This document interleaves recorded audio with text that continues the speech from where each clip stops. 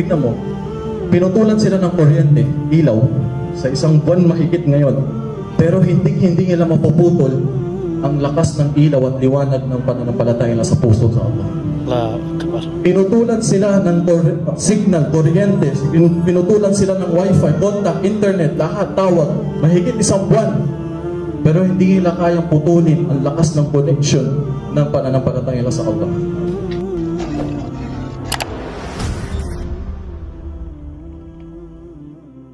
Bismillahirrahmanirrahim. Alhamdulillahi rabbil alamin. Wassalatu wassalamu ala Rasulillah wa ala alihi wa sahbihi ajma'in. Amma ba'd. Assalamualaikum warahmatullahi wabarakatuh. Assalamualaikum warahmatullahi wabarakatuh. Tweet program, alhamdulillah, lagi nang-ambush. Alhamdulillah. At pasensya na lang, wala doon yung Facebook. At papalagay ko sana, don't forget to subscribe and follow. Hindi pa nakakilala sa akin, ang ibig sabihin yun is hindi siya naka-follow, naka-subscribe. Inshallah, maiksing lang, habang pag natapos ako dito at wala pang pagkain, for sure kukuha na naman yan dyan na magsasalita. So inshallah, maiksing lang, share patungkol, bawat naman Palestino is may kwento. So siguro ngayon makakarinig kayo na mula sa Gaza na kwento. Gusto ko nang i-share, ito ay may kinalaman din sa dawa, inshallah. Patungkol sa, sige, pakilala mo na ako si Ibrahim Casey. Ibrahim pangalan, Casey ang apelido. Bali, kung may nagtatanong bakit sa Arabic, Al-Casey, gusto ko sabihin sa inyo na walang patawad ang mga Zionismo, na kahit hindi lang lupa ang kinuha sa amin, or karapatan, or bahay, o kultura, lengguwahe, pagkos pati yung alif lam, kinuha nila yung papunta kami Pilipinas sa airport, translate nila at ginawang K, siya kasi Casey. Kaya sa Al-Casey yun, at yung kinuha yung alif lam, walang patawad, pati apelido, ninakaw. At yung Q, ginawang K. So, kaya naging Casey para hindi kayo magtaka. So, pinanganak ako sa Pilipinas, sa Pangasinan. Sino taga Pangasinan dito? Sa San Carlos. Bali, Pangasinan siya ang salita doon. Yung originally ng lola ko is taga Zamboanga, Chabacano, Spanish. So, nag-migrate lang sila doon. So, yun, doon ako pinanganak. 3 years old ako, dinala ako ng magulang ko sa Gaza. Doon ako lumaki ng elementary lahat. So, tapan, yung natutunan ko Arabic doon is yung Amiya ng Palestine, yung Lahja ng Palestinian. So, na-experience ko yung 7 years doon, yung nangyari. So, in shortcut, bumalik kami ng Pinas, 2002, para ipagpatuloy yung tatay ko yung pag-aaral niya ng doktor. Tumira kami sa Cavite, doon na din ako natuto, alhamdulillah, yung adapt yung kultura ng Pilipino. At yung unang dating ko din, nagtataka ako bakit iba yung sinasambay nila, iba yung kinikilala nilang Diyos, Jesus. Sino yun? Sabi ko, Allah ang Diyos. So 11 years old pa lang ako. Parang nagdadawan ako sa mga kalaro ko sa kapitbahay. Hindi ang Diyos, ang Allah, isa lang. Hindi yan, sino yan? Jesus na yan. You know? So doon nag-umpisa naman yung interest na ako sa dawa. Pero napansin ko yung mga tao sa atin is marami talaga misconception, no? Patungkol sa Islam lalo. At sa akin lalo, doble. Dalawa. Patungkol sa pagiging Arabo, misconception na sa Arabo at sa Muslim. Kaya double ang natanggap kong discrimination talaga. Kayo mga Arabo, Palestino, pumapatay kayo, ganito, ganyan. Muslim ka, ganito, ganyan. So, alam mo yung unang dating ko, expression ng isang nagtanong sa akin, taga-saan ka? Sabi ko, Gaza, Palestine. Walang iya kayo, pinapatay yung mga Israel doon. Sabi ko, kaya nga kami tinakas ng nanay ko, kami ngayon pinapatay doon eh. So, iba yung balitang dumating sa akin, discrimination. Alam mo yung tipong uwi pa ako sa nanay ko, ano daw yung walang hiya? So, hanggang sa kinuha na ako ng nanay ko ng tutorial sa bahay, doon ako natuto mag-Tagalog, alhamdulillah. At itong nagtapos yung tatay ko ng 2006 sa pagiging doktor niya. Pauwi na sana kami, pero pinauna lang siya nanay ko, susunod kami. At tapusin niya muna yung bahay doon. So nagkagera, 2006, hindi kami nakauwi. Lumipat. So doon muna kami sa lola ko sa Pangasinan, which is hindi siya Muslim. Doon maraming pagsubok talaga. No? Kalimutan ko na yung Surah Fatiha. Alam mo, ang tanging Islam na tira sa akin is yung fasting sa buwan ng Ramadan. Pero Ramadan, alam ko lang na kailangan mag-fasting bilang Muslim. Sa age of 15, may nagsasabi sa puso ko na maghanap ng masjid talaga doon sa lugar namin. Hanggat sa alhamdulillah nakahanap. At unang nakilala ko is galing sa Jama'at Tabligh. Sila yung nag-guide sa akin para nag-alaga sa akin. So lagi naglalakbay, natuto, alhamdulillah konti-konti. Pero huwag kayo mag-alala, hindi na ako tabligh ngayon, stumbling na. So, ngayon, sumasama ako the same. Dawa ng mga born Muslim, yung door-to-door, mga tabligh. At dawa ng mga balik Islam doon sa amin. So, kumukuha ako ng idea sa kanila, doon ako natuto, nag-aaral sa kanila. Tapos 2015, nauso yung CD, yung kay Abdurrahman Green. Yung patungkol sa Gorab. Yung Gorab. So ayun, Messenger of Peace pala Academy, yun ang ginagamit nila pagtuturo. Huwag niyo pong kalimutan mag-enroll sa kanilang FB page. Messenger of Peace Academy, MOPA Academy. Nagtuturo sila ganun yung pamamaraan ng pagdadawa. Inshallah may certificate dito. So in short, doon ako nagkaroon ng interest sa dawa at sa kakaantay na matagal na panahon na makauwi talaga. For 20 years, hindi ko na nakita pamilya ko, tatay ko, lahat doon, lolo. Hanggang ngayon. Kaya sabi ko mag-abroad na lang ako at namimiss ko talaga yung Arab food, lengguwahe, pananamit, lahat. Kaya yun, nag-Saudi ako. At alhamdulillah, pagdating dito sa Saudi, pasok agad sa Islamic Center. Doon nakilala ko sa Nasim, yung mga ano dyan. Iba-ibang Islamic Center, pati dito, Darul Baida, alhamdulillah. Yun ang gusto ko sabihin sa iba na yung day off nyo, gamitin nyo sa pagpapasok sa Islamic Center. Maging uhaw kayo sa kaalaman. Hindi porket born Muslim ka na o ano, di ba? Inshallah. So, gusto ko sabihin sa inyo na sa Pilipinas talaga, alam mo yun, kesa magsayang tayo ng oras, yung bang tampo sa isa't isa, o marites yung mga ibang duad, o sa totoo lang, ang daming kawawa sa atin sa Pilipinas na uhaw sa kaalaman. Mga non-Muslim, alam mo kung titignan mo yung buhay ng non-Muslim, walang direksyon. Lasing, uuwi, ganyan, birthday, barkada, may zina, may alak. Kawawa talaga yung buhay nila, wala silang alam, walang direksyon. Tapos tayo, binigyan ng Allah ng direksyon yung buhay natin. Ginagawa natin. Kailangan tayo itong mga tao na to sa Pilipinas na walang direksyon ng buhay nila. Hindi nila alam yung tama sa mali. Kaya kaysa magsayang tayo ng oras sa mga kapwa natin Muslim, na iinggit lang ano, sinisiraan, sa totoo lang, kailangan tayo mga tao sa atin. Hindi lang ating pamilya. Napakaraming natin doon, napakaraming Muslim araw-araw nagsasyahada. Pero nasaan? Bakit hanggang ngayon? Parang mas malakas pa rin yung syaitan sa Pilipinas. Napakalit lang ng Pilipinas. No? Kumpara sa Gaza. Mas malit yung Gaza. So, sa totoo lang, napansin nyo ngayon, gusto kong sabihin sa inyo na may napansin ako since nag-start yung gera na nauuso itong video na nagpapanood ko sa social media, mga influencer sa ibang bansa, mga Amerikano, ganyan, na nagbabasa ng Quran. Pinagmamalaki pa nila, nakahanap ako ng Quran ngayon, nag-start na ako magbasa. Sabi ko, bakit nag-trending yung ganito? Anong meron? Mga hindi Muslim, nagbabasa ng Quran, baka napapansin mo sa TikTok or sa YouTube. So, tawag dito, hanggang sa napagtanto ko, ito pala ay may connection sa nangyari sa Gaza. Since itong nangyaring gera, makikita mo yung mga tao doon, sa kabila ng lahat ng paghihirap todo ngayon, alam, napapanood yun naman yung video, di ba? Kaliwat ka ng bomba, hindi mo alam, wala nang kaligtasan na lugar, mga bata, 5,000 na namatay at 40. Sa lahat ng pinutulan ng kuryente, tubig, sa buwan na mahigit. Sa totoo lang, hanggang ngayon, 2 linggo, hindi ko alam kung anong balita sa tatay ko. Last time nag-online siya. Ang last time na nag-online siya, 5 times na siya palipat-lipat sa South. At wala, hindi ko alam kung ano, bubuhay pa ba siya ngayon o hindi. 2 weeks na. Hindi niya naabutan yung last message ko na sabi ko, Papa, sabi niya na move south daw. 13 na sa pamilya namin, pinatay, pinasabog. Kasama doon ng tita ko, pinsan ko. Isa lang ang nabuhay yung pinsan ko, 24 years old. Nahalos ilang oras bago pa siya nahanap sa ilalim. Pagkising niya, wala na siyang pamilya. Pero, alhamdulillah, sa totoo lang, bakit kaya nag-interest itong mga non-Muslims sa nangyayari sa Gaza? Ano ba nakita nila sa mga tao doon? Sa kabila ng paghihirap lahat nila na itong nangyayari sa kanilang pagsubok ngayon. Kaysa makita mo sila nagle-reklamo, sinisisi ang Hamas, sinisisi ang Israel, sinisisi si Joe Biden. Ang makikita mo, lumalabas sa bibig nila, alam mo kung gaano kasakit mawala ng bahay, pasabugan ng bahay, di ba? Ano yung nakita mo doon, taga-Gaza, sinabugan ng bahay? Anong sabi lumabas sa bibig niya? Alhamdulillah. Salamat sa Allah. Sinabugan ng bahay, ang labas sa bibig, alhamdulillah. Yung tatay na hawak ng plastic, na may kanli na dumudugo, yung pala, putol-putol na katawan ng pamilya niya. Nabuhat niya sa supot. Ano makikita mo lumalabas sa bibig nila?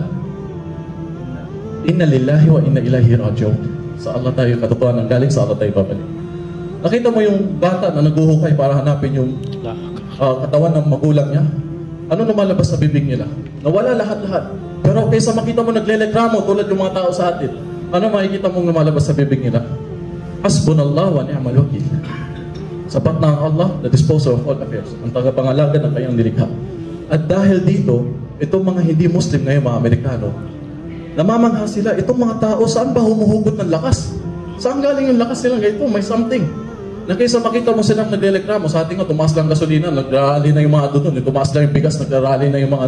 Dito, nakita mo ba sila nag-rally o ano? Wala, nagtitiis, puro sa Allah ang kabit nila. Subhanallah, kaya nagkaroon ng interest itong mga non-Muslims na sila mismo lumabas sa bibig nila. Sabi yung isang non-Muslim doon, na itong mga tao sa Gaza, ginagawa nila yung ginagawa ng mga propeta sa Biblia. Sabi yung isa doon. At sabi pa yung isa doon, parang tomboy pa, sabi niya, alam mo, hindi niyo makakayang talunin yung mga tao na kasama nilang Allah. Non-Muslim nga nagsabi nito. At alhamdulillah ngayon magandang balita, itong mga gumawa ng video, mga influencer, Muslim na sila ngayon nagsyahada. Allah Akbar. Subhanallah, may video sila nagsyahada sila. At sa totoo lang, since nangyari yung gera, di nagpo-post na ako about one thing about Palestine. Expected ko, marami sa taga-subaybay ko, mga non-Muslim, hate na ako. Di ba? Kasi nagpo-post na ako about yun.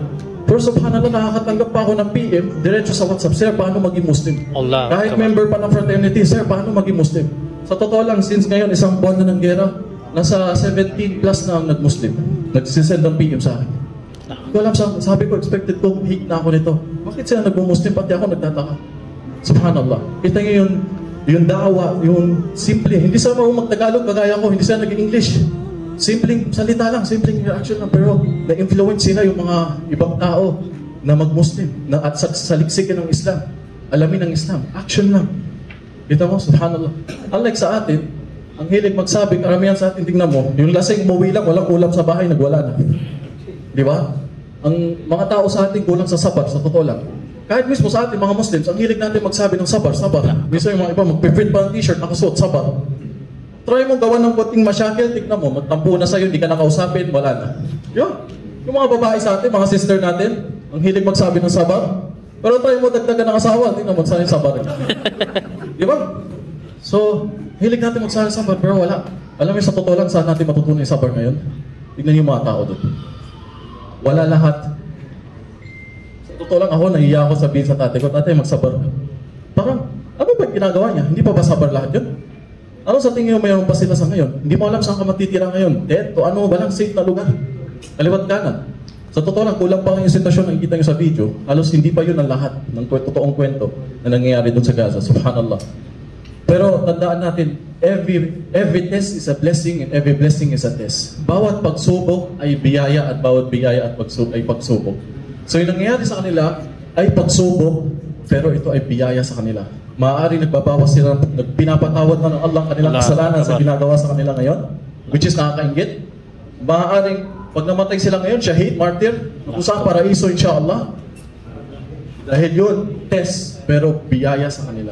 Samantalang tayo dito, blessings, pero hindi natin namamalayan, test. May pagkain, may mga buksweldo, may magandang trabaho, may pamilya. Hindi natin mamalayan, pagsubok pala ang pagiging maginhawa din sa buhay. Allah Akbar. Sila doon, pinapatawad sila sa kasalanan sa nangyayari. Tayo, sure ba natin? Sila doon, martyr, namatay, shahid, insyaAllah, Jannah. Tayo, may paraiso pa sa atin for sure. Alanganin pa, 50-50. Subhanallah. Yun yung napansin ko sa totoo lang, itong mga araw na to, ginagawa ko din ng video. So, yun yung napansin ko doon na, tignan mo, pinutulan sila ng kuryente, ilaw, sa isang buwan mahigit ngayon. Pero hindi nila mapuputol ang lakas ng ilaw at liwanag ng pananampalataya na sa puso sa Allah. Allah Akbar. Pinutulan sila ng signal, kuryente, pinutulan sila ng wifi, contact, internet, lahat, tawag, mahigit isang buwan. Pero hindi nila kayang putulin ang lakas ng connection ng pananampalataya sa Allah. Allah Akbar. At yun na, sa totoo lang, lumuha ako minsan 2 beses. Una, nainggit ako kasi sa totoo lang, papunta na sana kami doon, pero alhamdulillah, niligtas kami ng Allah. Kasi yung anak ko, hindi sana for sure sa ganung sitwasyon. Pero naiyak ako, napaluha lang ako dahil yung gusto mong mamatay na shahid katulad nila, na paraiso insyaAllah. Kaya doon ako nalungkot na hindi ako nakasama sa pagiging shahid. Pangalawang luha ko, sabi ko, kung sakali man maging shahid ako, napaiyak pa rin ako dahil gusto ko mabuhay ulit, balik ang kaluluwa ko, at mamatay ulit na shahid ng halos 100 beses dahil sa alam mo sobrang sarap at reward ng taong mamatay na shahid. So, yun lang po yung gusto ko i-share sa inyo patungkol sa mga tao ito. Ngayon yung tignan natin yung inspirasyon sa kanila. Yung taong walang-wala na. Samantalang, pagpunta mo sa videos ko, yung mga comment, mababasa mo, matatawa ka na lang. Yung mga tao sa atin na sa sobrang ignorante kung sino-sino sinisisi. Pati ako sinisi. Alam mo, pinihim ako, tinanong ako, bakit kasi kayo nauna? Bakit kasi nauna? Okay ka ba? Nasa abroad ako, nagtatrabaho dito, naghanap buhay para sa pamilya. Tapos pati yung nangyari doon, tatanong mo sa akin, bakit kami nauna ng gulo? Tingnan mo yung tao sa sobrang ignorante na sisi dito, sisi doon. Kasi kayo, kung hindi ka nauna, mga kamas, ganyan. Mahilig magsisi tayo. Alam mo yung Pilipino, hindi naman lahat Pilipino, pero attitude talaga natin, hilig natin magsisi. Alam mo yung natikita ka ng police dahil sa wrong parking? Sir, bakit yun? Hindi mo din tinikita, no? Hilig natin magturo at magsisi. No? So inshallah, makuha na natin ang aral ngayon. Tignan natin kung paano na-amaze itong mga, namangha itong mga tao sa kanila.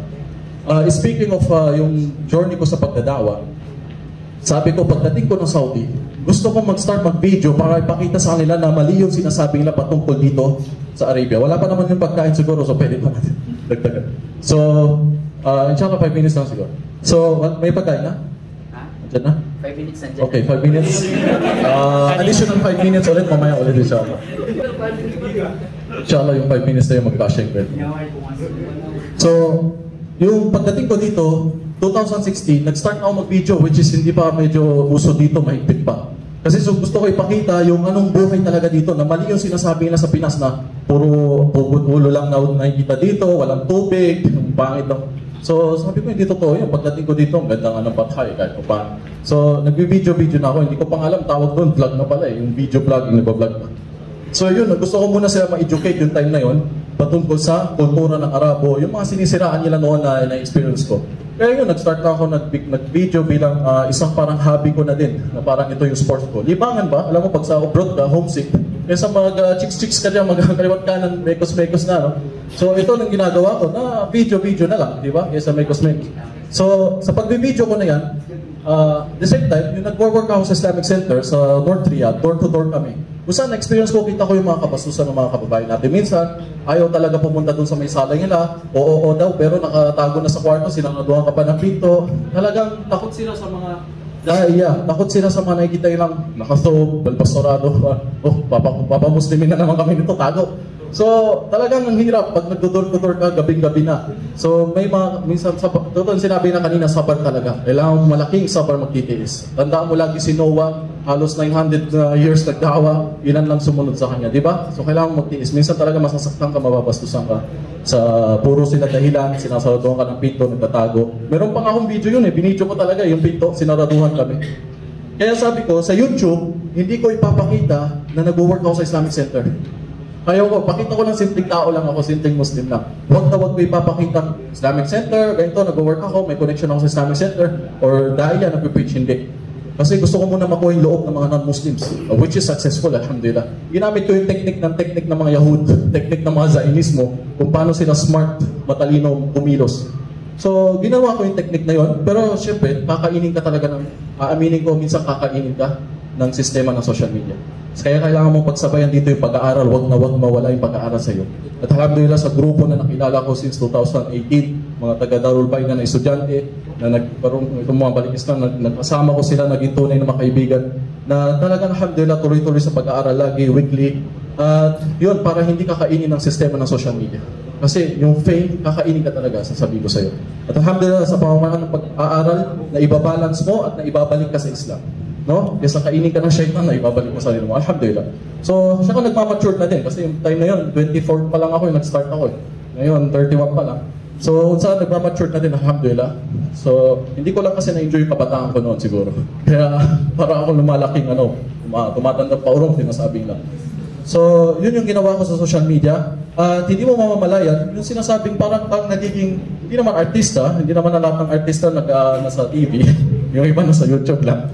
So, tawag dito, yung parang celebrity, no? Nagiging may bidang punta ang bata, may magpapapicture sa'yo na non-Muslim. Pero, namamanghalang ako doon kasi kahit yung, since na after 2 years, inamin ko na nasa Islamic Center na ako, malapit pa rin yun, puso yun na sa Islam. Kasi nakuha mo na sila una. No? Huwag mo titirahin yung Diyos-Diyosan nila, ganyan. Alam mo na nga, mas masasaktan sila doon. Hindi, ituro mo, ay sa amin, ganito, hindi kami naniniwala sa ano. So, inshallah, dahan-dahan makuha mo din. Yung gabay ng Allah, inshallah, nasa doon. So, yun, dahan-dahan. So, tawag dito, hindi ko din ginusto o inaasahan dahil sabi ko naman sa inyo, yung intention ko talaga una is maayos yung mga misconception nila patungkol sa Muslim at Arabo. Yun yung talagang pakana ko kaya ako nag-start mag-YouTube o mag-Facebook. At hindi mo mamalayan kasi wala naman talaga silang makikitang bihira lang yung Palestino nagtatagalog o nag-video, di ba? Ang dami kong kababata doon, magaling naman magtagalog pero mahihain sila. May mga nakita naman ako influencer, mga half Pinoy din at Palestinian, pero Englishero naman. No? So ako lang yung parang nagtatagalog talaga, kaya hindi mo maiwasan yung mga tao na naiiba ka. No? Hindi, kahit ayaw mo naman yun, hindi mo naman expected maging artista o sabihin maging tawag dito, celebrity, ay yung mga tao hindi mo maiwasan na nagiging close sa'yo at ginagawa kang picture dito, picture doon kahit sa totoo lang gusto kong ayusin yung intention ko. So hindi ko din alam paano i-balance yun bilang isang daya na nagiging ganon, no? Hinahire ka ng mga companies para i-promote yung ano nila. So parang siguro hanap buhay ko na din yun, no? Kasi besides sa pagdadawa, ano bang nakukuha mo doon? May binabayaran ka ba ng Islamic Center o ano? Samantalang ngayon, hindi na ako nag-work sa Islamic Center. So hindi ibig sabihin mahinto yung dawa ko. Pero beside that, saan ka kukuha din ng income, di ba? So yun lang alam ko, yun yung linya ko. So doon ako, mag-promote lang ng mga companies na alam kong halal about ticketing or about padala pera. Alhamdulillah, halal, di ba? Kung meron man tayo nalaman sa ustad natin mali, then inshallah iwan natin. So yun ang gusto ko sabihin sa mga future duat dyan na baka maging celebrity. No? Sinishare ko lang sa inyo inshallah kung paano yung i-balance yung ganito. At least minsan lang ngayon lang yata ako nag-share ng ganito, naglabas ng patungkol sa ganitong sitwasyon. Kasi minsan hindi ko nagagawa ng video yung ganitong topic. So ang ganda na po siguro, baka nainip na kayo sa pagmumukha ko. Gutom na? Wala pa daw eh. Dagdag pa 5 minutes. 5 plus. 10 minutes na naman daw. Okay for may question answer kayo. So yun din inabangan natin inshallah. So hanggang doon na lang po. Huwag kayo magtanong sa akin kung lalo about financial. Baka parehas lang tayo. Ang problema. So subhanallah wa hamdulillah. Shalla la ilaha illa anta astaghfiruka wa atubu ilaik. Jazakumullah khairan.